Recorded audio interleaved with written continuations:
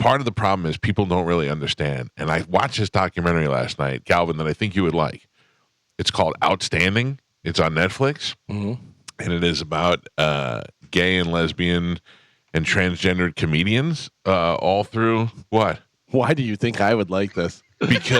Because it's some of the top comedians. It's a good documentary. It's not about it's like performances and them talking about how hard their lives were because they were afraid to come out. And Todd Glass is on there. Oh yeah. And we had Todd Glass on the show a bunch of times, and then he came out 2 days after he was on our show.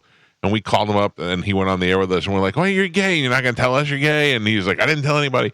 He had so much anxiety from being gay and holding it in and trying to hide it and didn't want to. He was afraid he was going to ruin his career that he had a heart attack. He had a heart attack. So This is a statement that is going to be like, oh, well, blah, blah. Okay, yeah. Todd Glass does not seem gay. Now, let me follow that up. He is not flamboyant. He is not stereotypically right. a male. Let me follow that up with he's not Billy Eichner. Right. Billy Eichner is in your face. You see Billy Eichner and you go, yeah, that guy's gay. Yeah. Clearly, that guy's gay, whatever. Todd Glass does not seem that. Same with Tim Dillon. Yeah. Tim Dillon does not seem gay. Yeah. Tim Dillon's too fat to be gay. It's funny because I forget who it was. It was another comedian that goes, I'm not convinced Tim Dillon's gay. He goes, every once in a while, like I'll see something, but for the most part, he doesn't seem like he's gay at all. Is Tony Hinchcliffe gay? No, he's, well, I don't know. Yeah, right. But they always make fun of him saying that he's gay. But I heard he gets a lot of girls, so I don't know. I don't know either. Same thing with Maybe Tosh. he goes both ways. Remember Tosh? Everybody was like, "Is Tosh gay?" And Tosh played it up like he was gay, but he's not gay. Like anytime I kill Tony, it's all gay jokes for Tony Hinchcliffe. Right, yeah. I think that's where the jokes come from because he's not gay. Yeah. And it's funny because I've known a lot of guys like that seem very feminine and seem like that, but bang a lot of girls. Right. And I'm like, that's weird. Are they banging so many girls that they act like girls? I don't know what's going on. Trickery is afoot. Yeah. Galvin, this documentary is really good because it goes back to Lily Tomlin, who we've had on the show, who I was unaware was gay. Wanda Sykes, who I was on, and just I don't know. The thing I took away from it was all these people that have lived their lives because they're so afraid of saying that they were gay, like all these women in the 60s who were comedians or actresses or whatever that were gay and that felt like if they said it, they were going to lose their jobs and they weren't going to get gigs. And it happened to a lot of people. And it's just really an interesting, I mean, if you want to see where civil rights come in, you watch this thing and just see how many careers and lives are ruined and how many people lost jobs. And then they bring you through a little bit of how Ellen came out and how it kind of forced Rosie O'Donnell a little bit to kind of come out, even if you kind of thought, because Ellen said that she was coming out on her show as Lebanese, not lesbian, and she said that on Rosie's show.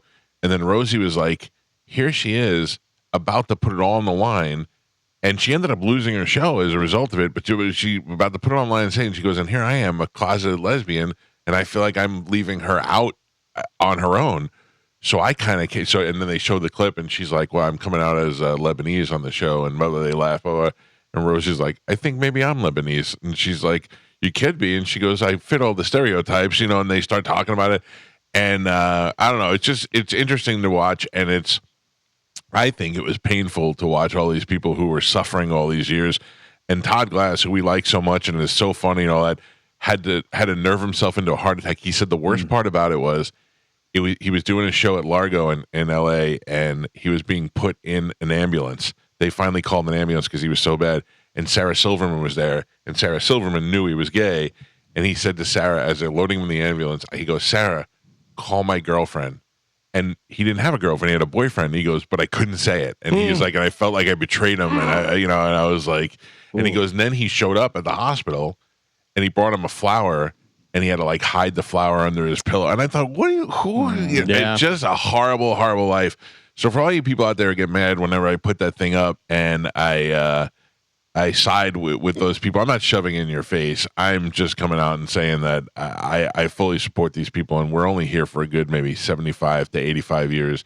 And if you can't be happy while you're here, why be here? You know what I'm saying? I'm looking at the Netflix thing, and it has Margaret Cho's on there and Scott Thompson from Kids in the Hall. Scott Thompson was great because Scott Thompson's like from the start, I was never hiding it. I was never. He was flaming from the start. Yeah. But also, it has Eddie Izzard, but it has another name. Is he Susie Eddie Izzard now? I don't know. So Eddie Izzard has always been a transvestite, where he comes out and he's done it in dresses and all that stuff. And last night they were referring to Eddie on the documentary Eddie Izzard as she. Well, so it says I don't know. Eddie Izzard, also known as Susie Izzard. Yeah. I don't know that. I mean, is it transvestite? Is that what he says? So he was a transvestite when that special came out, where he was dressed up in women's clothes, and everybody loved him. And in the time, though, it would come out, and this was the way that they would say it to be safe. Eddie Izzard's a transvestite, but he's not gay. And that's what they would say. Well, he's clearly he's. I don't know. I get confused. So wearing the clothes associated primarily with the other sex. Right. So it doesn't necessarily mean that he's gay. But after watching a documentary last night, it seemed to me that he's pretty gay. Right. Yeah, and transgender. So I don't really know.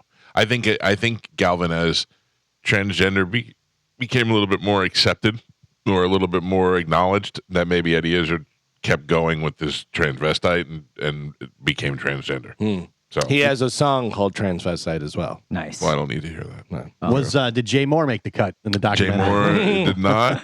That's too bad. It was a secret section that they did not show on television, but there's a lot of people on there, and there's a lot of very funny people, and you really see the older comedians talking about the struggle that they had, and who was afraid to just couldn't be themselves, and they had to go to club.